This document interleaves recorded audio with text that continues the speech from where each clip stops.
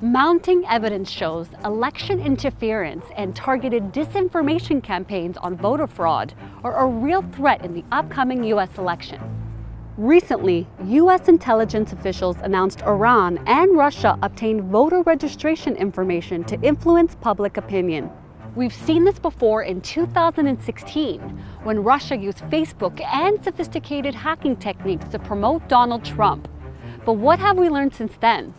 On October 21st, Director of National Intelligence John Radcliffe said, Iran is posing as the far-right group Proud Boys and sending emails about voter fraud. This data can be used by foreign actors to attempt to communicate false information to registered voters that they hope will cause confusion, sow chaos, and undermine your confidence in American democracy. When Russia set out to interfere with the 2016 election, it went all out.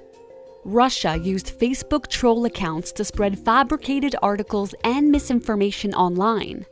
There was also a sophisticated and targeted effort to hack voter databases and leak sensitive information from the Democratic National Committee and the Hillary Clinton campaign. The goal, as determined by U.S. intelligence, to damage the Clinton campaign, boost Trump's chances, and create distrust in American democracy overall. Posting of fake news, of emotional messages that aim to stir up anger, and it makes it much harder for people to communicate politically online in a healthy way. Societies that are already divided on economic grounds, on racial grounds, will end up even more divided. But experts say this isn't just a problem of foreign actors. Social media is being used en masse to spread misinformation about voter fraud, which could discourage people from voting. Fringe conspiracy QAnon followers allege foreign governments are printing millions of fraudulent mail-in ballots, and that the deep state leaders are raiding nursing homes to tamper with senior citizens' mail-in ballots.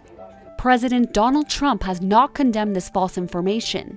This is going to be a fraud like you've never seen, suggesting he won't leave office regardless of the election outcome.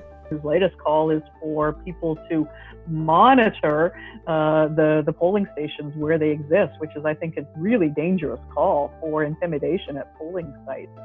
Of all the election misinformation this year, false and misleading information about voting by mail has been the most rampant on social media, according to Signal Labs, a media insights company.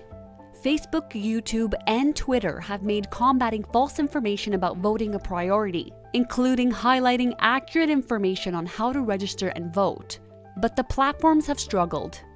And the beast behind a lot of this boils down to algorithms, the automated computer calculations that determine what you see on your feed, that promote and accelerate the spread of false information. Thanks for watching Global News. This video is part of a 3-part series on misinformation. Make sure to watch part 3 on how COVID-19 misinformation is being weaponized by politicians.